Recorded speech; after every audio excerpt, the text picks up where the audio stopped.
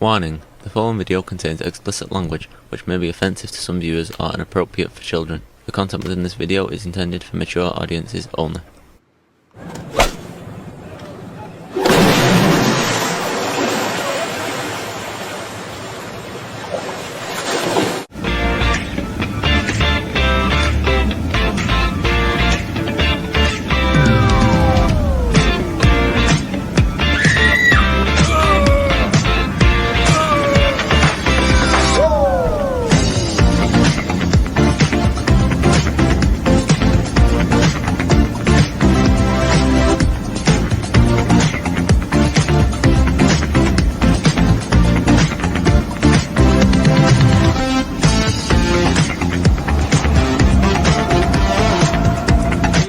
It's Jeff.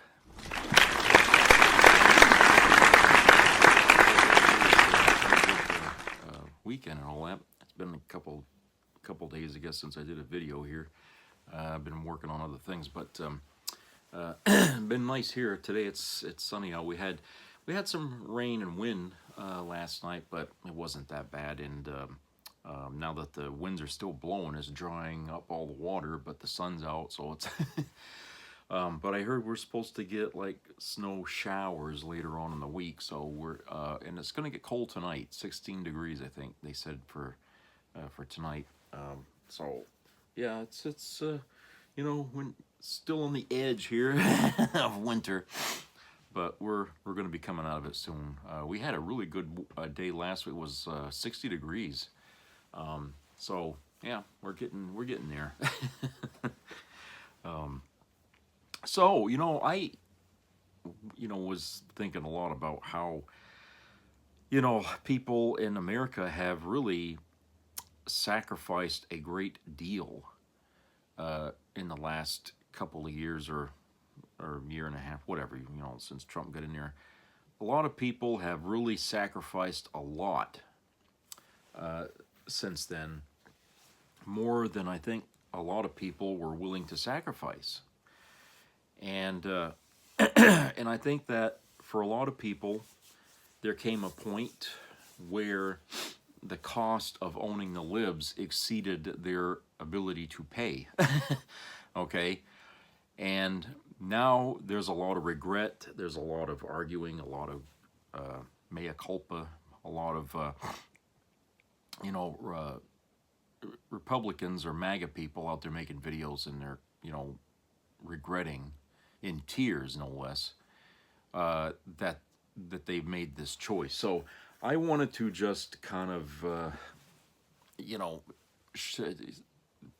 show more in that direction here about, how even though Trump is trying to paint this rosy picture of things that's going on in the world, which we all know is a falsity, that there is still anger and there's still people unsatisfied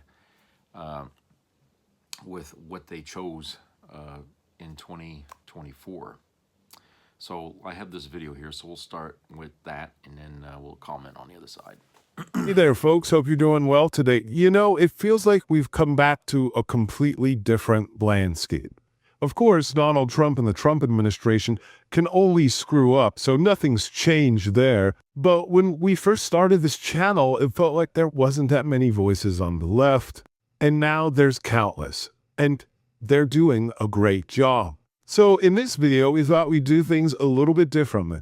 We're going to take a look at a MAGA who's really challenged by accountability, but then we're going to look at some DIY Dark Brandons, people out there doing their own critique, using irony and satire and humor, and calling these motherfuckers out. But let's begin. Bring out the MAGA. I thought it would be easier the more I talked about leaving MAGA, being a 3-time Trump voter. But I have to be completely honest with you that it's not getting easier, and it actually feels like it's getting more difficult because I'm gaining more empathy. Okay, so there you have it. Walking away from MAGA makes you a victim. Being held accountable makes you a victim. And you got to remember, she spent the last 10 years blaming other people for her problems, but those people now have actual problems. You guys get to hear what we think all the time. Let's instead hear what you guys think. Roll the tape. There's a video going around that's at like 130K views right now of a woman crying, and the caption on the video says, "I'm leaving MAGA," or "I'm deconstructing my views on MAGA." So unfortunately, against my better judgment, I'm intrigued. So I sigh, roll my eyes, and let the video play. Not even 10 seconds into the video does she admit that she voted for Donald Trump all 3 times. Not once, not twice, but every singular time he ran for office, she voted for him. But, my God, I haven't clutched all.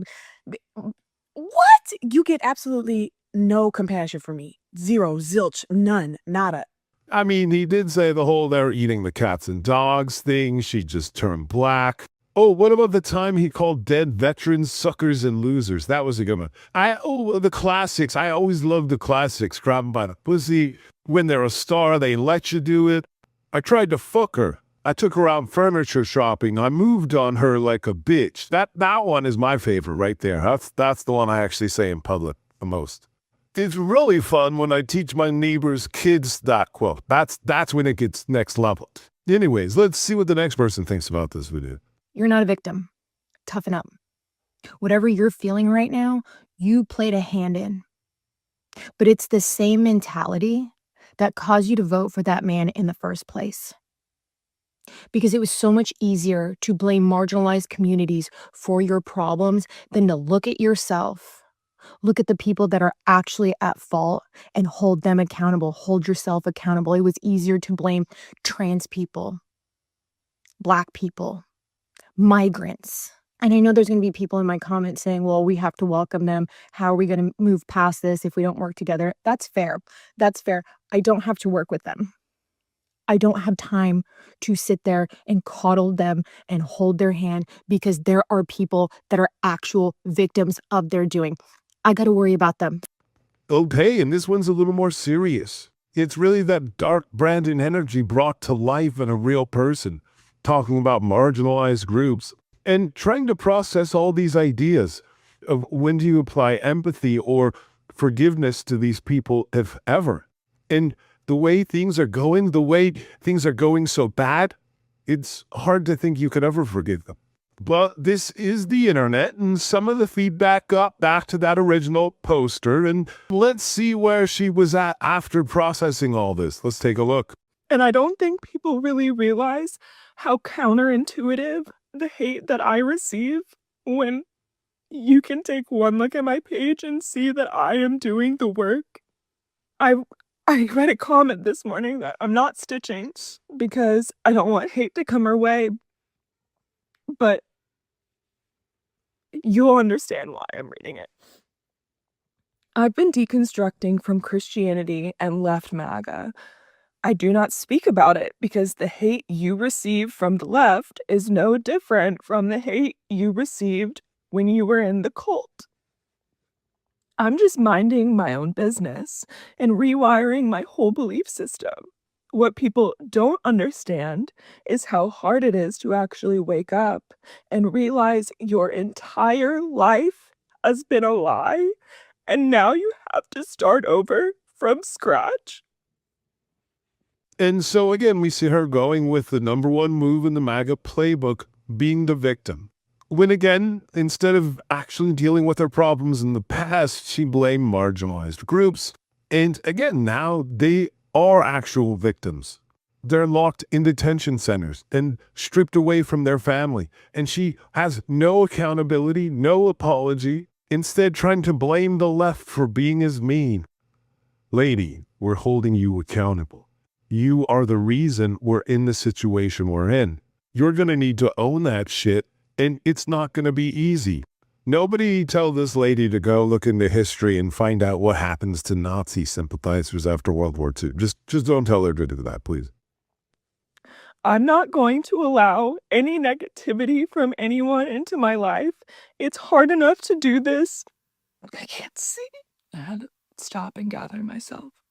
Not only that, I'm not going to be a part of any political party or religion ever again. So the expectation of the left thinking we have to vote blue now in order to make amends or something is not something I want to be a part of. The amount of "I'll never forgive you" I see in your last video is enough for me to never try to speak up on anything that's happened to get me here. My entire family is deep Southern conservative Christian Republicans. It's been buried into my whole system since birth. Seeing my truth and removing myself from it has been the hardest thing I've ever done. I don't really know what else to say other than, I don't think that this is what the left wants. You've been shouting for people to wake up for years, and people do. And you just want to harp on, and I get it. But it didn't happen soon enough. And I don't believe that. I can't believe that. I have too much hope in my soul to roll over and die. I don't know what the solution is, but I know it's not to beat people while they're already down.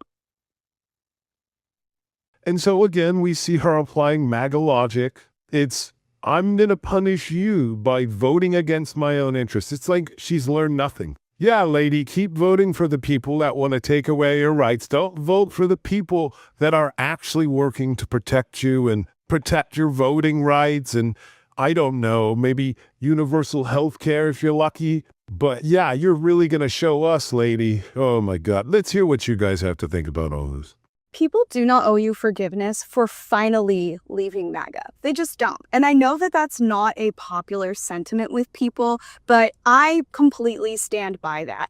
I was scrolling and came across a video of somebody that was in tears because they were talking about how they've been deconstructing and they finally left MAGA, but they don't ever want to be a part of any political party ever again because of the backlash they received. And the backlash, mind you, being people going, "I'm sorry, but it's too late. You've caused so much damage. Like, I can never forgive you," which I think is completely fair. And it shouldn't be expected to get an overwhelmingly positive response given the situation we're currently in. I can understand the fact that people are saying, "Oh, we should welcome them with open arms." I completely get that. But when you for 10 years have been telling people to look around and observe the things that are right in front of their face, especially when the things are racism, misogyny, transphobia, hatred, homophobia, and they can't see it, after 10 years, you're going to be like, okay, well, too little too late. Like, I've been screaming it at your face and now people are dying. I'm sorry, but anyone that is a triple voter of that man is partially responsible for that. If your response to people rightfully criticizing you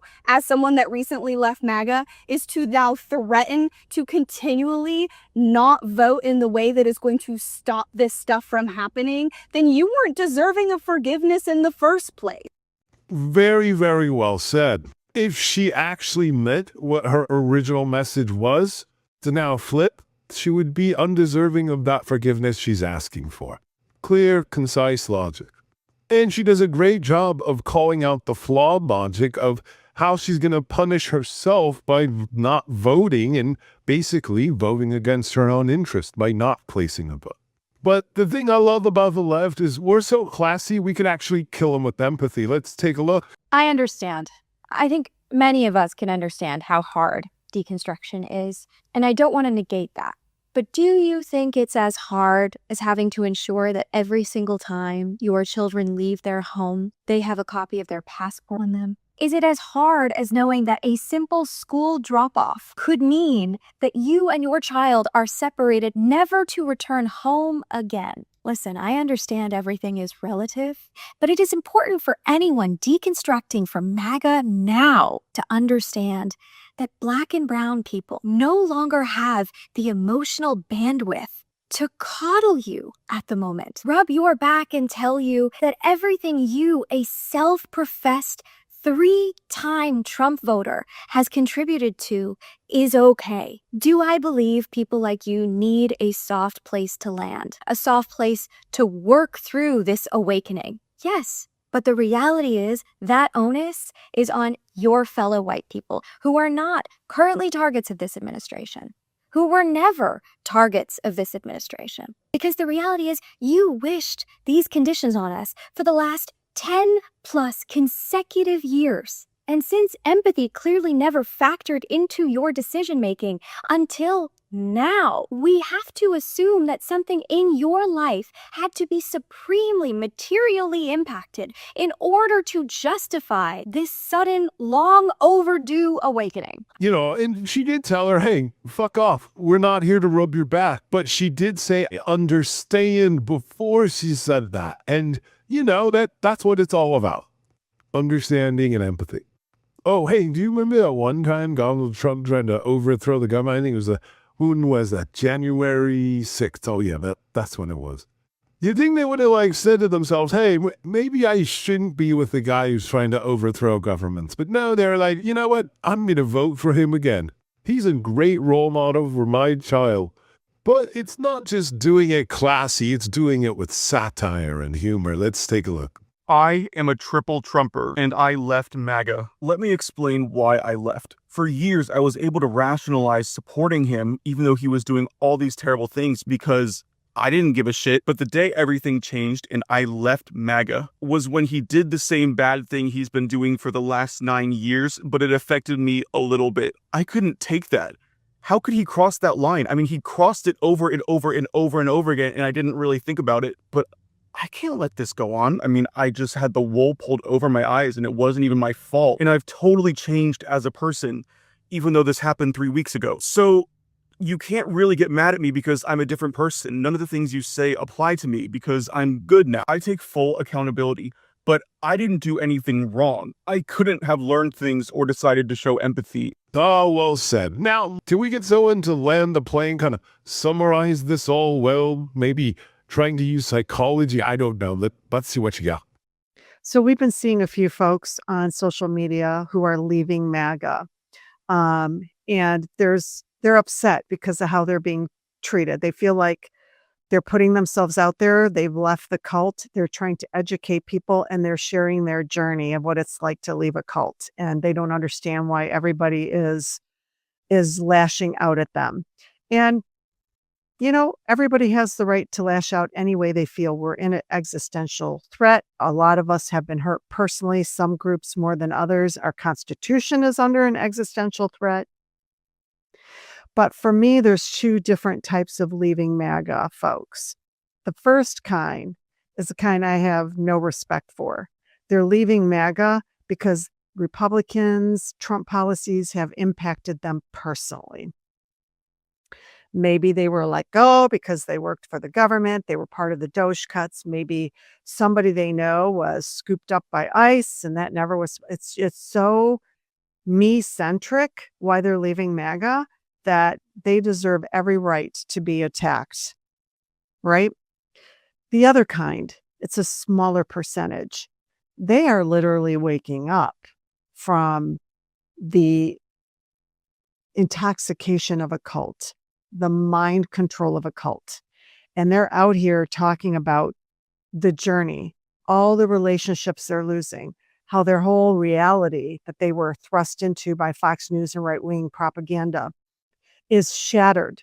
And now they've got to explore this new reality. Very well said. And in addition to some of the things she listed, like maybe they were let go because of the Doge cuts and they worked for the government, or maybe they knew someone close to them who was picked up by ICE. But now we have even more. Maybe you have someone close that was sent overseas to fight a war that wasn't properly justified. Or maybe they lost access to an assistance program that was helping them survive. But that's it, right? That is the outcome of their decision. And they need to see how important voting is and how important it is to take it seriously. Great job, everyone. We'll do it all over again tomorrow. Leopards are eating my face.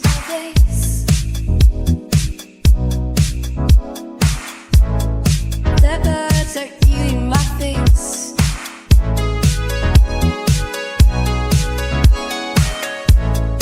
Leopards are eating my face. Okay. Okay, yeah, as you can see, you know, there's some people that voted for Trump 2, 3 times. They want to be forgiven for having done that. And I think I've mentioned this before. I think it's really selfish in a way, because I always kind of wonder, well, what the hell did he do? That one thing, or maybe 2 things that he did that all of a sudden flipped them, that made them want to question what they've been doing. Because the Democrats' opinion about him never wavered when he was running for president the first time or the second time, okay? We all knew who he was. We all knew he was dangerous, okay? But yet, people out there, there were a lot of people out there who was buying what he was selling, okay? And when we looked at some of the things he was saying, we're saying this is a hideous man. This is a man with no class, no ethics, okay? He is a rich person that's white trash in all respect, okay? He really is not a person that you would want to lead the Boy Scouts, definitely, or, you know, to be running your job at Walmart or whatever. This is a guy who is corrupt to the core. I mean, he's so corrupt he doesn't even realize that he's corrupt. He thinks that his ideas are grand, that this world-changing ideas. And the more he talks about it, and the more we pick it apart, we see the flaws in everything that he's talking about, and it doesn't seem to it didn't seem to matter at the time to MAGA that yes, we are dissecting what he's saying. This is what you are not hearing. When he tells you this, this is what's really going to happen. But nobody wanted, because, you know, if they don't see it, I don't know what it is. It's sort of like the person that isn't going to believe God unless God appears to them, okay? I'm a person that's like that, but I'm also a person that learns from history. And if a lot of these people who voted for Trump had bothered to pay attention in history class or read history, they would have seen this has happened before. Okay? This sort of thing has happened before. And there isn't too much separation between the man that I'm referring to, which is Hitler, and Trump today. Both people are completely cuckoo in the head, okay? They are both suffering mental problems, okay? And they both had this grandiose idea that we can make our country great again, okay? And the way they went about doing things has been very, very hateful and questionable and unethical, okay? A lot of parallels there. So I say, well, look, lady, you know, or whoever, if you had just read history somewhat and kept your mind open and looked at Trump objectively and listened to what he was saying objectively and listening to the critics of him and finding out why they're saying what they're saying objectively, do you realize you could have avoided voting for that man 3 times? You would have said, this guy's not worth a vote from anyone. He is scum. You would have saw that. There's a reason why we send our kids to school and we ask them to learn history. Okay, there's a reason for that. The world doesn't begin when you're born. It's been around a whole long time, okay? And humanity has repeated a lot of the same mistakes, and we still don't fucking learn from those mistakes, but we need to focus more on what's happened and know and recognize the signs. Okay, let me tell you this. Doctors, they see, some doctors are like specialists, okay? They specialize in one thing. We'll just take heart problems, okay? And I'll say this because, you know, my father had a heart problem. They see these heart patients every day, all the time.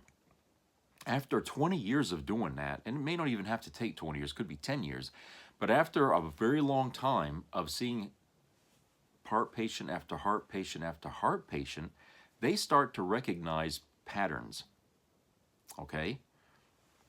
A person comes in with a condition, they can pretty much nail on the fucking head how long that person has got until, you know, an incident, death, heart attack, something like that, because they've seen it. They recognize it. Now that's what makes a good doctor, right? Because you want that person has the experience and the knowledge to go with it to be able to tell you the facts. Now history is much the same thing. Think of history as a patient. When that patient comes back exhibiting signs you've seen before, you know what's happening. How are you going to recognize the times, the signs of the times, if you don't fucking open your eyes to it? And a lot of us saw what Trump was. He was the next Adolf Hitler 2.0, you know, the American version of it, okay? That's what he was. You know, he was a known liar. He bankrupted 7, 8 businesses, okay? He's involved with all kinds of nefarious shit, okay? Scandals, you know, you knew he's racist, okay? And then, of course, the Epstein crap. But yet, none of that seemed to matter to people who voted for him 3 times. So that's why I say, what was the final straw that broke the camel's back? What the hell was it? And I think maybe in that video, the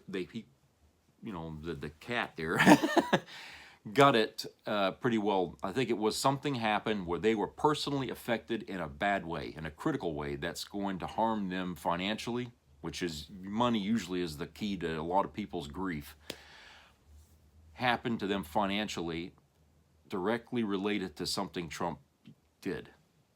Okay, like you said, maybe he lost a government job, which was a good paying job probably, and now it's gone. Now you're like, what the hell am I going to do? You know, now he wants to cut Social Security, you know, and that's my lifeline, and he wants to cut that, okay? He's putting everybody out on a fucking limb, and he's sitting there sawing the goddamn limb. Just because he wants to, you know, remove that limb so he could build a ballroom. Okay? But this is how he's running the country, people. I mean, I know it sounds funny, but think about it. It's you know, it's kind of his mentality, his way of thinking, his way of reasoning. Okay? He's very sloppy with doing things. And now that he started this fucking fight in Iran, he's got oil prices up through the roof. $3.40 a gallon here, average, right now. That's up over $1.50 from like last month. You see how fast things change when you gotta, okay, that's what I'm talking about. This guy, and he's sitting here talking about how he was going out a couple of days ago saying that high gas prices are good for the economy. Really? Now, how many of you people out there are going to believe that, okay? I'm hoping that most of you won't, okay? Because there's never been a time when people loved high gas prices, okay? I remember every time when they were up there, people bitched and bitched and bitched like you wouldn't believe. And when it was a Democrat in power and the gas prices were high, oh, God, the Republicans were so fucking angry. So I know they got to be angry now because those gas prices are right up there where they were once. And they didn't like it there, and here it is again. And so the fact that they're so quiet says a lot, really. It says they're too ashamed to say anything, or they just don't want to say anything because they don't want their guy to look bad. But at some point, people, I mean, you're just gonna have to cave in and say, okay, you know, like this lady did, yeah, I fucked up. I voted for this guy 3 times, and he screwed up my life, or he did something to me, and yada, yada, yada. And now I see what everyone's been saying about him is true, okay? So we don't ask for apologies. At least most of us don't. And if we got them, we wouldn't even accept them, okay? It's just like the lady that started the fire in my apartment I was at.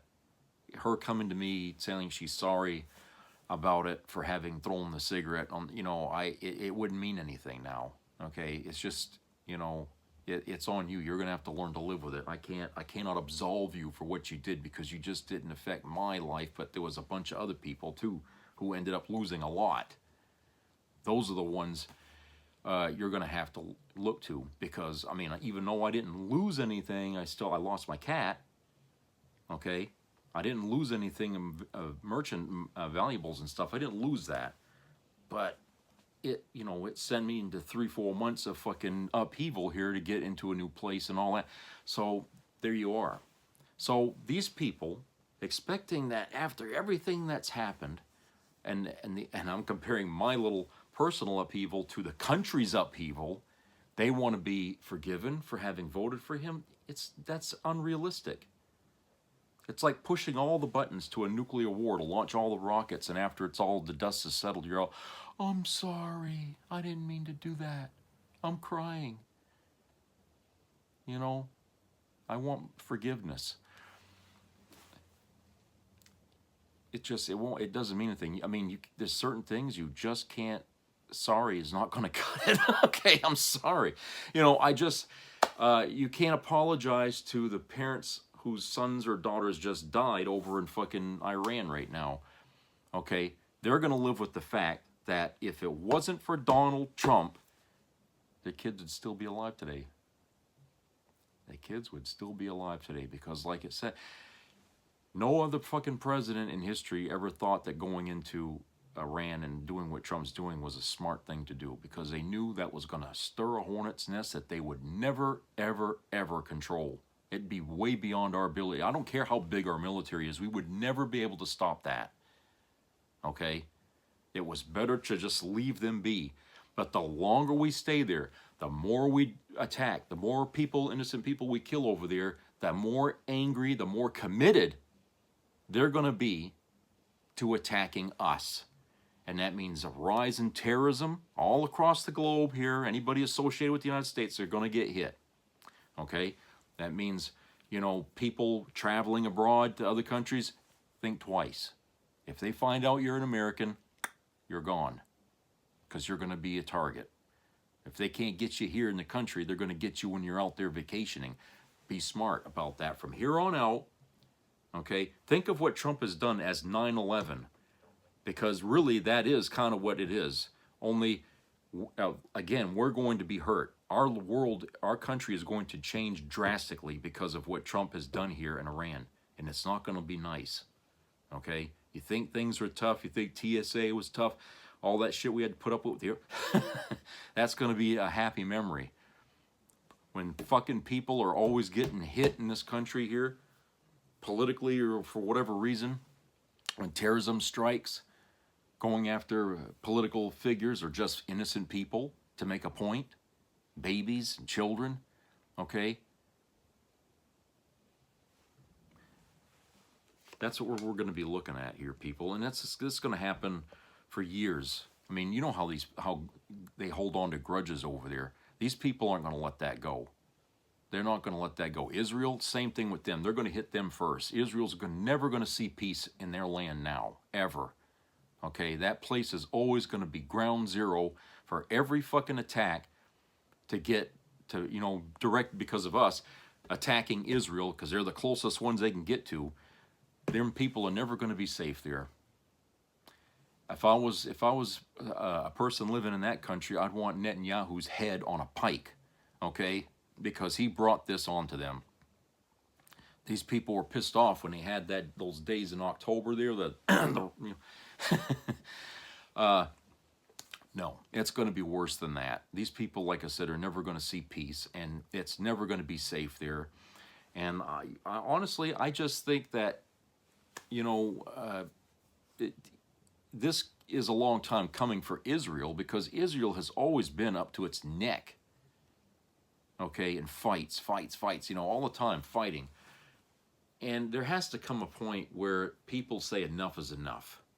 We're going in there, we're going to clean house. Just like the way Netanyahu was thinking about on the other side of his country, my mind can't remember. He wanted to clean out the Gaza Strip, okay. He wanted to clean out Gaza. Well, now there's going to be people that want to clean out Israel. Okay? They're going to go in there and clean out that fucking area. And who's going to be to blame for that?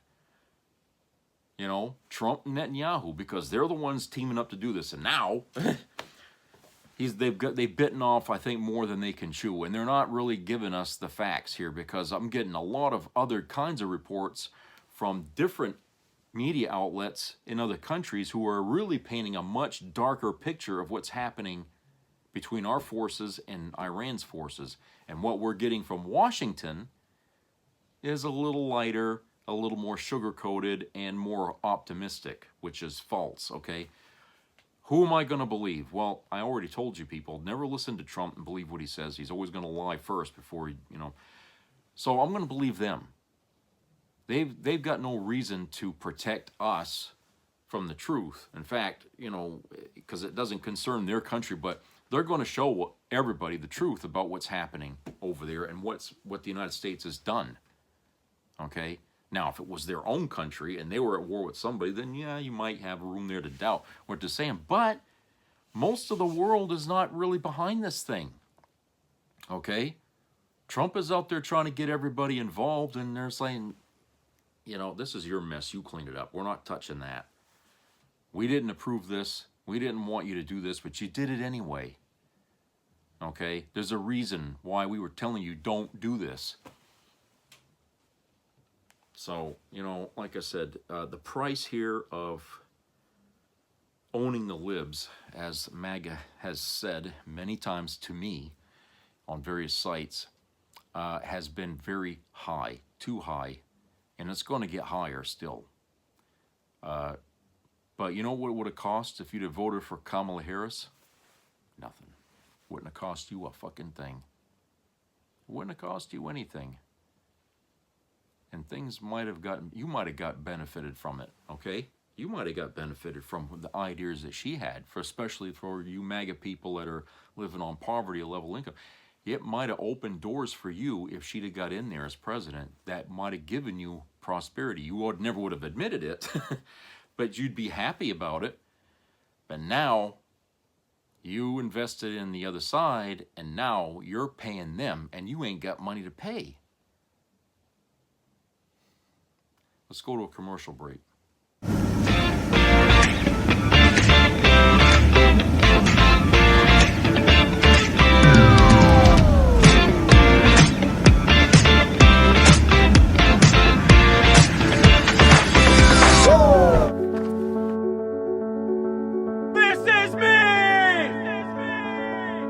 I'm Alex Curtis. I'm a lobsterman in Maine, and this is me.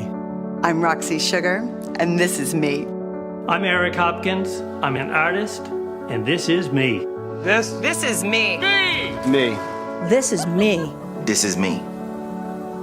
At the end of the journey, the main thing is you, original.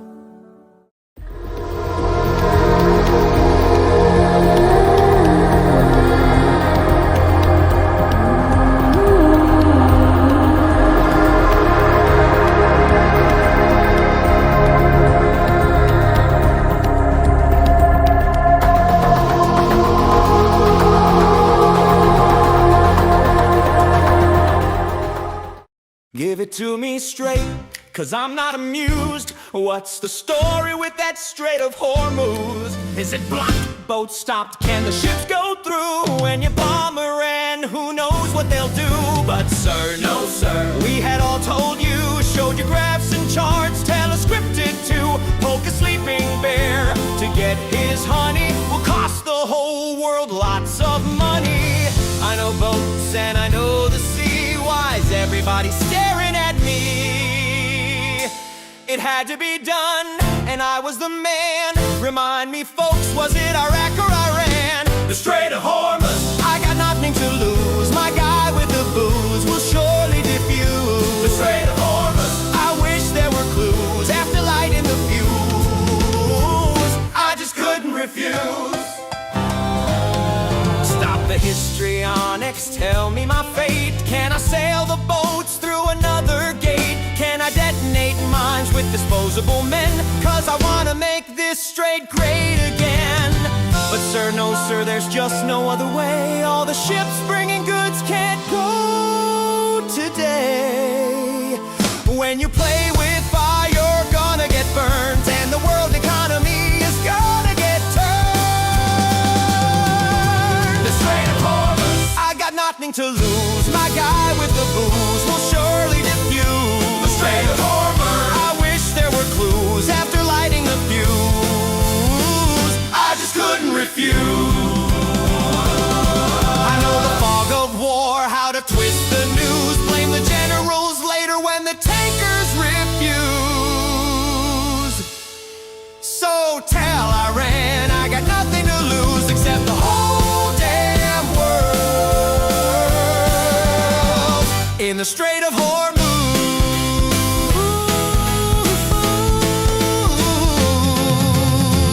I just couldn't refuse.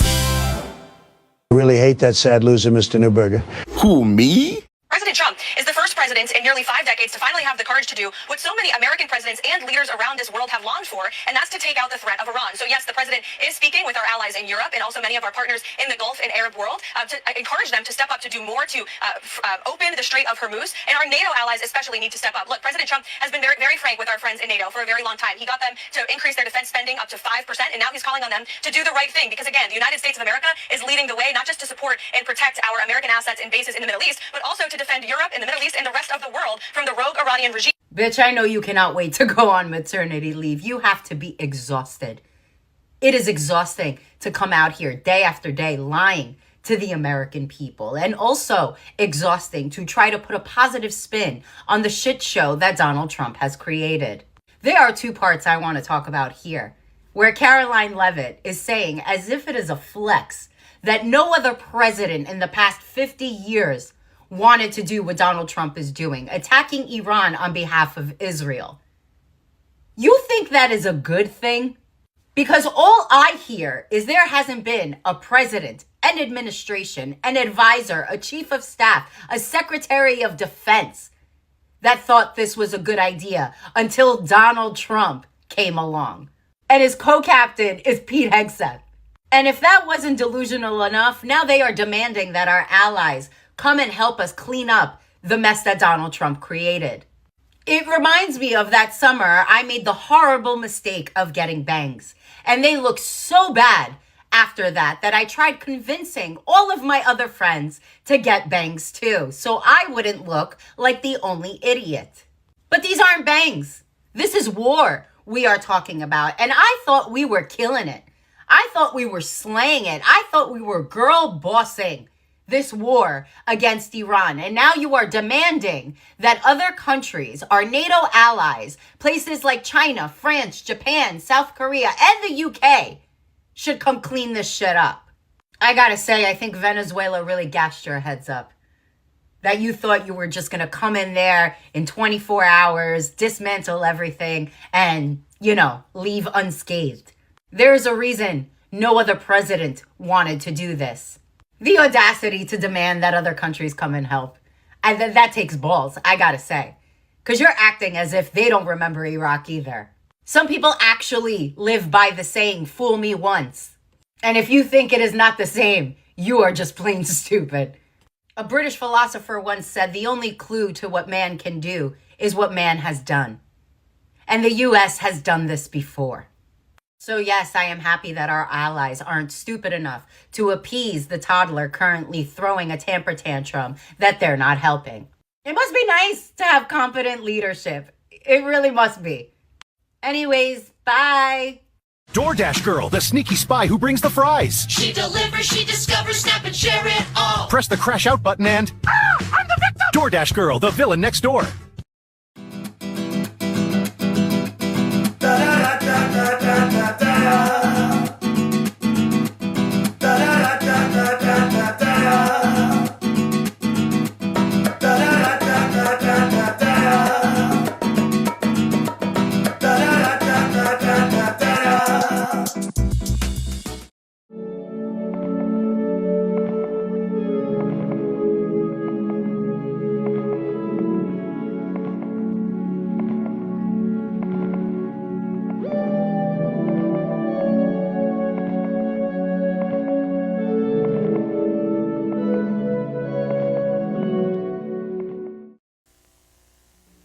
Be a part of the entertainment value of a lifetime.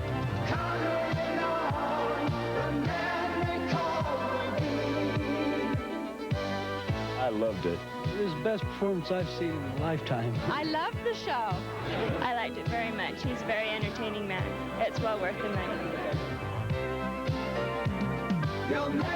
Now appearing in Charlottetown, coming to Halifax November 6th to the 18th, and St. John November 20th through the 26th.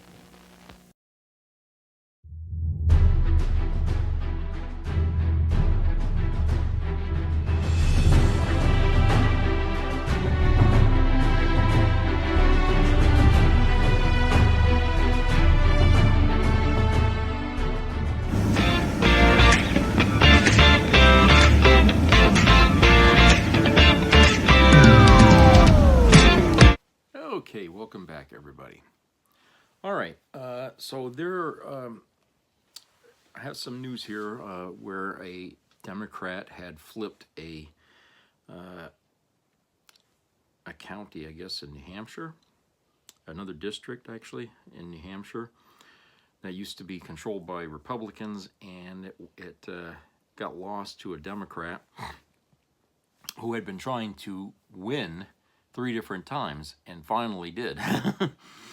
And won by, quite a margin there, so let's go to this video and then we can come back here and talk about that. Everyone, welcome to the show. I have a very quick update for you guys on another big win for Democrats. So there was another victory in a Trump-friendly district.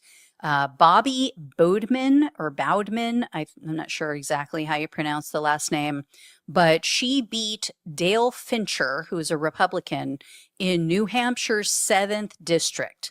This is the 3rd try, so she has run for this seat 3 times. She lost to the previous representative. It was the incumbent Republican named Glenn Cordelli. So in the last 2 election cycles, she lost to him. In 2022, she lost by approximately 14%. And then in 2024, she lost by a little over 13 points. So Cordelli just resigned from the seat after moving, apparently. And so that's why we had this special election this week. Well, Boudman won this latest race by more than 4 points. So that is a 17-point swing, and she had very little money on hand. Here's an article, one of the articles about this. She had only $12,000 to spend. Her opponent, that Fincher guy, he spent $55,000. And this is a district that Donald Trump won by 9 points. So if you look at how much Trump won it by and how much she won it by, you're looking at a 13-point swing. Democrats have now flipped 28 seats since Donald Trump took office. Republicans, this entire past year plus that Donald Trump's been the president, they have not flipped a single seat. Now, this is a state race, of course. This is the New Hampshire State House. This is not a U.S. House seat, so it doesn't help with the, what we have going on in the U.S. House. But it just shows you where the mood is. It just shows you who's energized and who's motivated to come out. I should point out, too, the Republicans still hold a majority in the New Hampshire State House. They also hold the Senate. They also have the governor's office. So they're still They're still in charge of this state. But every little bit helps, right? And again, it's just a bellwether. It just shows that things are not going to go well for them. Again, the caveat, unless Donald Trump pulls a fast one, then that will change it, which is why he's trying to cheat, which is why he's trying to shove through this SAVE Act, which is why he's trying to pull all kinds of shenanigans and do all kinds of nefarious things. So We'll see, guys. Thank you all so much for watching and listening. Please like, share, and subscribe. Please donate if you can. Love you all. Take care. Talk with you soon. Okay. So, yeah, it's nice to hear that, you know, some people are finally deciding that, you know, it's not worth keeping things as they are, and we have the choice to start to chip away at these things that have brought us to this point in history here. And that's why, you know, I like to encourage everybody to vote and not just, you know, give up like they did in the last election, the Democrats anyway, just gave up and stayed home and didn't vote. You know, had they gone out and vote, we wouldn't be in the shit we are now. So, you know, I was saying in the last segment about how people, you know, really, why MAGA people expecting to be forgiven for what they did, I find it even less able to forgive people who just didn't vote. There's no excuse for that. Knowing who was running, okay, they rather would have taken the chance that somebody else would have made the decision for them, and I say that's poppycock, okay? You people out there that didn't vote, you're just as guilty as the fucking assholes that voted for Trump, okay? So you're not going to get no apology or any forgiveness from me. I don't want to hear it, okay? And it was a critical election. I was telling you all in 2024 how important that election was. You didn't listen to me. You stayed home because you couldn't have it all your 100% your way, and didn't fucking think of the idea that nobody gets 100% of what they want in any election. But you gauge who is more capable of getting you most of what you want by who's running. Okay? So, like I said, but it's good to see that people, you know, are making the judgment that, you know, we need to reverse course here and go back the way we came instead of staying. Now, it doesn't mean that the state is turned blue. It's still controlled by Republicans, but it is a sign that, you know, there's a lot of rethinking going on in this country. Thanks to Trump, not thanks to Democrats, because the Democrats in Washington haven't really been out there, you know, coming out on the ball here against Trump. So a lot of this is just your average person, you know, seeing what's going on and saying, you know, well, this is enough. We can't keep going down this path. We have to change it. So that in itself has been convincing enough. And I think it's good that these things, that this is happening. I'm glad that, you know, a victory was made again. So that's a lot of victories. No Republican has been able to turn a blue district or a blue county or anything like that. But it has gone the other way for Democrats. So that's pretty good. Okay, I want to read this op-ed piece here from Randy Rhodes, and it's entitled, Benjamin Netanyahu is the worst president we have ever had. Okay. Trump's pick, Joe Kent, a conservative politician and former CIA paramilitary officer, quit as head of the National Counterterrorism Center, alleging the United States went to war, quote, due to pressure from Israel and its powerful American body, unquote, and that Trump had been duped by a misinformation campaign. I think it went something like this. Bibi would say, quote, you want Gaza, bomb Iran, and it's yours, unquote. Did Netanyahu push for the U.S. to invade Iraq after 9/11? And yes, he did. Did you see Trump improv yesterday about Iran, the Gulf of Hormuz, and needing NATO but not needing NATO? Made my head spin like Linda Blair. Asked if he expected Gulf countries to be hit. The U.S. president said, quote, nobody expected that. We were shocked. The greatest experts, nobody thought they were going to hit, unquote. Quote, Kuwait is getting hit. Bahrain is getting, all these countries are getting hit. There was no expert that would say that was going to happen, unquote. Quote, it's not a question of like, should you have known? And if we did know, big deal. I mean, we have to do what we have to do, unquote. I guess Trump didn't think Iran would fight back. Trump has claimed if he didn't obliterate Iran's nuclear program, they would have had a nuclear weapon within a month. After that, bombing took place, and they would have used it first on Israel and then the Middle East.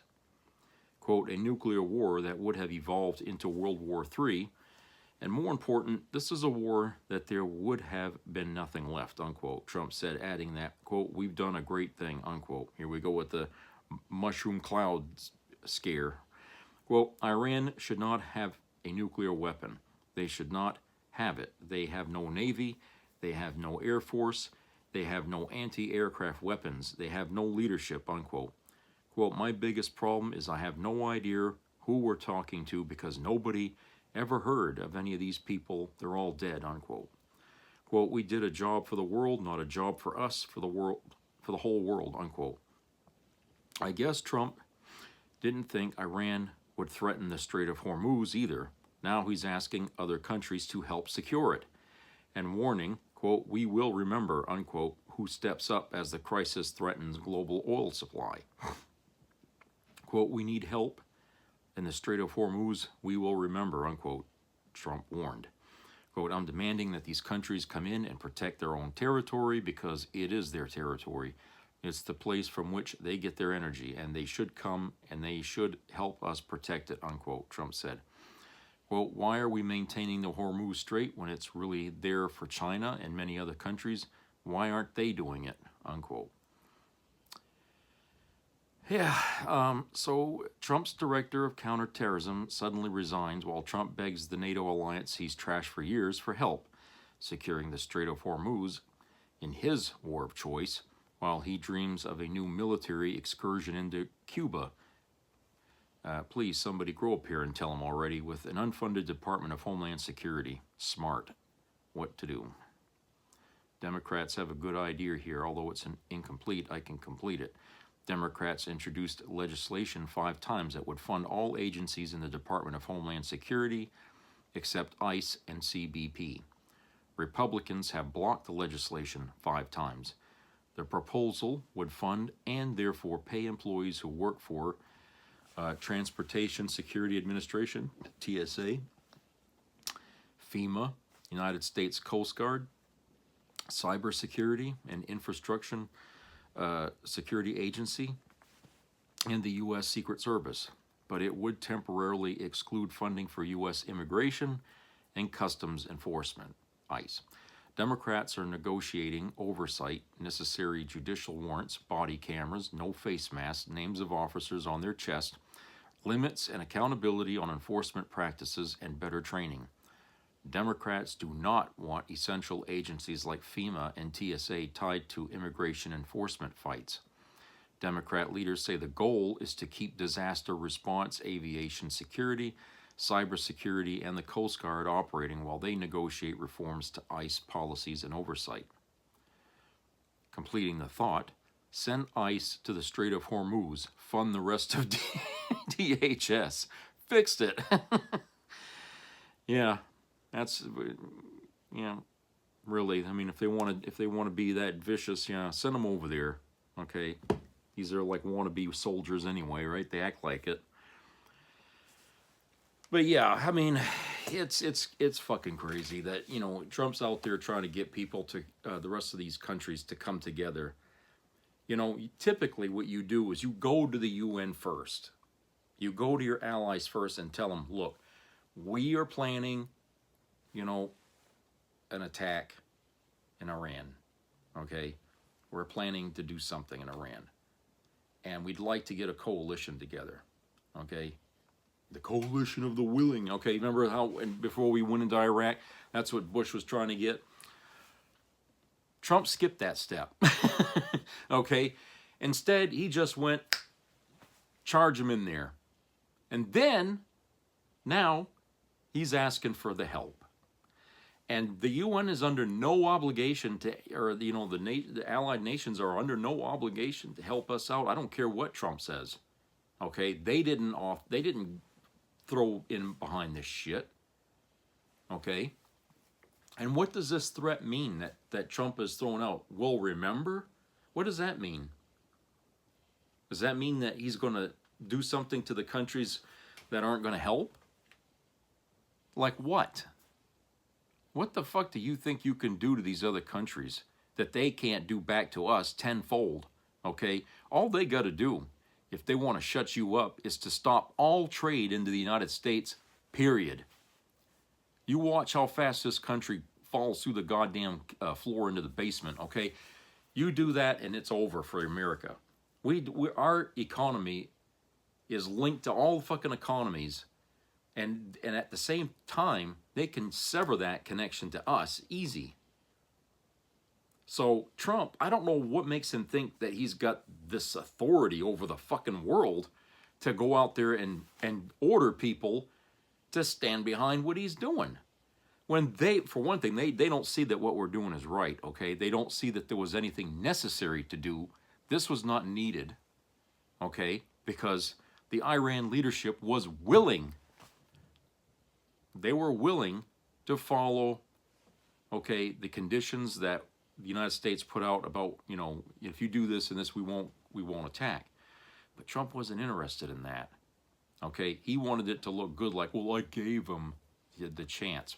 Sure, they agreed to your chance, and then you said, fuck it, I'm going to invade anyway. Okay, that's why the rest of the world isn't behind this. Okay? And believe me, you know, if it gets to the point where the rest of the world feels like they're under the United States' thumb, they will respond. Okay? You can bet on that. And I'll tell you, Trump's not going to be ready for that, and neither is this country. I don't care how strong of a military we have. Okay? We're not going to have any leverage at all in that scenario. Okay? We can threaten these other countries till the cows come home, but we ain't going to have the fucking might or the right, as they say, to be able to do anything about it. Because, for one thing, you're not going to have support here at home for such an action. And that's going to be a big fucking problem. Then, you're not going to have support from the allies for what you're doing. And that's going to be a big fucking problem. Okay? And it's just going to be the United States and Israel standing alone in a world that despises us both. I mean, so who's winning in this thing? Who's going to win in this? Nobody. Well, especially not us. But nobody's going to win with this because nobody else sees the need for Trump doing what he's been doing here. Okay? He's screwing up the whole fucking stability of the world. For what? You know, I hate to boil this down to fucking gravy here, but the Epstein file mess seems insignificant to us, but maybe that's because we don't know everything that's in it. And the reason that Trump is doing all these things is to cover or distract from the big thing that's hidden in there somewhere that we're probably not going to see, which means he is, you know, He's a crime boss of an extraordinary level. If he's going through all this, if he's willing to sacrifice our lives, you know, our children's lives in a feudal war with Iran, just to distract us or to keep the Epstein headlines off the page. I mean, I feel like the more he tries to hide and distract, the bigger the fucking problem it seems that he's hiding. And that doesn't look good for anybody that supports Trump. Because, hey, they've been defending the guy to a point. Now they're quiet. Because now they're seeing what I'm seeing. They're seeing a guy desperate enough to risk the stability of the whole fucking world just to keep his ass from going to prison. Okay? But that's what he's doing. And no matter how MAGA these people might be, there's going to come a point where more of these folks are going to come to a line they won't cross. Okay? Just like that lady in the previous segment. They're going to come to a point where Trump's going to ask of them to sacrifice. And they're not going to want to do it. As patriotic as they think they are, they're not going to want to do it. Not for Trump. Not even for Jesus Christ. Okay? These people might seem cultish, but they'll draw the line very fast when they don't want to put their ass on the line. Okay? So, like I said, this is very troubling that this stuff is happening. And it's sad that, you know, A, we're not getting all the facts, okay, from our own press. You can count them out, all right? And that's all of them. I mean, they're almost all, Fox, CBS, NBC, they're almost all bad now. I mean, it's like you can't get the news from our own goddamn country. So much for the free press. That's gone now. That's all bought and paid for now by corporations. The only place we can get any honesty or any kind of fact is from other countries. They have to be the ones investigating what's going on in the United States. They're our only lifeline to what's really happening, because we're not going to get it from Trump. We're not going to get it from the press. And the politicians are being too damn quiet, especially the Democrats, who have every reason in the world to speak out against Trump. They're not really doing it. Okay? From the people that I would expect a lot of talk from, they ain't talking. Cortez, where the hell's she been all this time, you know? You see her once in a while, you know, in the news feed, but has she said anything? Has she, you know, raised her voice to a lot of these things? I'm sorry, but, you know, maybe I have to follow her personal page, but I don't think, you know, what she has to say is so insignificant as to be relegated to the annals of online gossip. It should be out there in the mainstream, and it's not. So, you know, it's like, why are we not hearing from these people? I mean, we're hearing from Bernie Sanders, but he's really not talking about what Trump is doing so much as he's talking about, you know, the wealth, the rich owning this country, which has been his constant message for as long as I can remember him. He's still on that same message, which is true, but it's not gaining any fucking traction. It's just people ain't getting it, okay? He comes out and talks about this stuff, but people have a lot of other things on their mind, and they just don't concentrate on what he's got to say, even though they might agree with him. It's not an issue that they think about much. What they think about is like what's happening right now with this war in Iran here, okay? They're not thinking so much about the wealthy controlling the government. But it is important when you think about how they influenced, you know, this war. Okay, Trump is the swamp. He's the representation of the swamp that he promised he'd drain out of Washington, but he hasn't. He's actually made it worse. He's brought the swamp with him, and, you know, take it as it is. I mean, it's just, you know, we're not any freer from the grip of corruption than we were when MAGA was thinking, that we were under the grip of corruption under Joe Biden. Okay, which, you know, it's very baffling how they can connect anything to that, to say that he was corrupt, okay? They're reaching very deeply into, you know, conspiracy theories to kind of fucking make any sense of that, okay? But as far as Trump is concerned, you know, he brings the swamp with him, and therefore all his buddies, all his wealthy buddies, and they're all in there influencing the hell out of him. Even wealthy people in other countries. So with Trump right now, it's Israel first, United States last.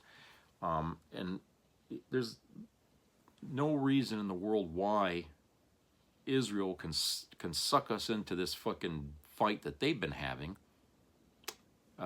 with these people over there for all these decades. Every president has always tried to avoid that. You know, getting pulled into Israel's endless wars over there. But Trump, he walked right into that. And I wonder, what does Netanyahu got on Trump? Okay? What the hell does he have hanging over that man's head? There must be one hell of a sword of Damocles if he could get Trump to do this stuff. It's either that or Trump is more stupid than we give him credit for. I mean, it just... You know, Kamala was right. He can be easily manipulated. But I think in some cases, the manipulation only has some muscle when you got some leverage behind it. So I'm wondering, you know, what the hell does Netanyahu got on our president that he can just call him up on the phone and demand that the United States get behind him on this fight with Iran, or, you know, and just, you know, I don't know. Maybe, you know, maybe, and this is just, you know, a hypothesis here, a theory. Maybe it's got something to do with the Epstein files. Maybe there's something in there that, you know, they said that Jeffrey Epstein, you know, hopped around different countries and making deals with people and stuff for a long time. You know, surely he must have gone to Israel. So, you know, maybe there was something there. And maybe it has something to do with Netanyahu being able to manipulate our president. I mean, I don't know. And maybe Kamala Harris was onto something more than she realized when she said he was easily manipulated. Probably because he's got so many skeletons, so much dirt under his feet that the world leadership knows what he is. And he's a vulnerable person. He has no fucking credibility. Nobody believes what he says, obviously. But they know he's a wimp. Okay, because he can be pushed around. He talks big. He blows his top. He does all these crazy things. But at the end of the day, he's meek as a lamb because he can't stand his ground with any of these people. They talk him into doing stuff that he knows he shouldn't do, but he does it anyway because, hey, he's getting something from it. What he's getting from Netanyahu from this, I don't know. I really don't know. For a man who doesn't care about anybody else but himself, why would he give a shit or two about Israel? Honestly. But he's committed our forces big time over there to help them out. You know, and this could be one of those endless wars he created here. I mean, we bitched and complained. We spent 20 years in Afghanistan. Okay, who knows how long we're going to be involved in this shit over there. Okay, and what it's going to cost us in lives. Are you prepared to open up another veterans graveyard with thousands of fucking names on it, like the wall in Virginia, you know, with the Vietnam Memorial? Are you prepared to have that? Because that's what we're kind of looking at here. That's what we're going to be looking at is a bunch of fucking names that go on and on and on and on. And even after all those people died, we are still debating why the hell we went there. That tells me all those poor souls died for nothing. We didn't gain anything. They didn't gain anything, really. And we fought till the country said enough. We were that close to a goddamn civil war in this country to try to stop that. And, you know, it had to stop. But to think that all those people died, okay, and the reason for that never was clear to anybody for a long time. We heard the stories about what went on over there, but we never got any fucking answer to that. What the hell was so important that we had to commit our entire military to going into that country the way we did? They didn't want us there. Okay, we didn't want them there, but they stayed there and they fought and they fought and they fought and they just could not gain anywhere. You know what I'm saying? So yeah, we withdrew, but it was under pressure from the country that they did. We're probably going to have to do another thing like that this time too, because if we just sit back and let this play out, it's going to get worse. It's going to get worse, especially if the other countries are not with us on this. All right. It's going to be another one of those kind of Vietnam wars where we're just going to constantly be putting bodies over there. We're going to be sending ships. We're going to be sending tanks or whatever the hell is going to be needed. World War III, yeah, it could be a world war. It may not be nuclear, but it could still end up being, you know, pretty devastating with tactical nukes. But, you know, yeah, we could be looking at a potential for a third world war of a kind. And I just don't think that this is worth it, especially if we don't really know why we're there. They did a poll here a couple days ago, and then most Americans don't even know what the fuck caused this, that we're even there. Okay? I'll tell you what caused it. Trump. He's been running his mouth for months about wanting to go into that fucking country, and he was going to get his goddamn way one way or another. That's why Canadians, you need to take a note of this. When he's sitting here saying, oh, we're going to make Canada the 51st state, you better believe that's on the back of his fucking mind. So don't just sit there and, you know, and say, oh, you know, he's just joking. It ain't a joke. It ain't a fucking joke. He does this all the time. He starts off, he throws something out there to, you know, and makes it sound like a joke. And then a month or two later, we're actually doing it. Okay? The reason why people think that he's joking is because we never would imagine a president being that stupid. Okay, we say, oh, he's got to be kidding. Christ, see, nobody would want to do that. So he's kidding. I mean, I think that's how MAGA justified it all during the campaign. He would say something that obviously was ridiculous. Okay, and MAGA would just play it as, well, he was kidding. He didn't mean that, you know, when he'd say something racist. And then all of a sudden, bingo, something happens, and it's hit directly, you know, goes right to that. He was constantly telling us what he was going to do in a way that made us think he was joking all the time during the campaign. And I wasn't the only one that caught on to that. A lot of people caught on to that shit. But MAGA wasn't listening to us. They thought we were being stupid. We were being, you know, exaggerating or whatever. Okay, but that's how he does it. So Canada, be on your guard. Okay, if things don't go well, he'll try to drag your country into this fight over there, and it's good for you that you stay the hell out of it. Okay, this is the United States' mess. We have to learn from this man that we made a mistake putting him in there. This has to be a lesson we got to learn the hard way. Like I've always said, that's the only way people learn their lessons. Okay, they have to learn through tough times, through devastation, through, you know, death. We have to learn that lesson the hard way, so that way it's deeply imprinted into our minds, okay, that we fucked up, that we put a man in the White House who shouldn't have been there in the first place. He didn't qualify to run for that office. He should have been kept out of the race. But that's what we have to do. We have to reset the fucking board in the United States and start teaching people why we have rules in this country and why you cannot ignore them. Because they lead us down to days like this. Okay? The shit that Trump did, as far as I'm concerned, it's illegal, what he's doing in Iran. Congress didn't approve any of that crap. But he's going to have our military committed there, whether Congress likes it or not, and they're going to be forced to approve it in order to give Trump the funding he wants to continue this outrageous war.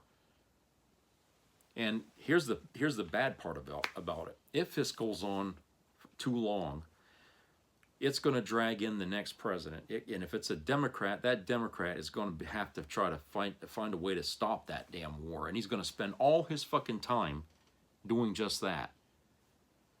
So he's creating a problem that's going to weigh heavily on the next administration, if we have the next administration. It's going to weigh heavily on the next president. Okay? It's going to drag in another president. And that's what I'm kind of afraid of, is because, you know, Democrats, you know, they get the mess that Republicans leave them all the time.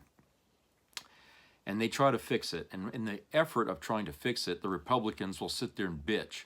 You guys ain't doing it right. You guys are screwing up. It's so bad. You know, and that's how they get themselves back into power, by making the Democrats look incompetent, to look stupid, like they don't know what to do. When all along, they're the party that started the mess. We're the party going in trying to fix it, and they're the party out there bitching how we fix it. You see? So,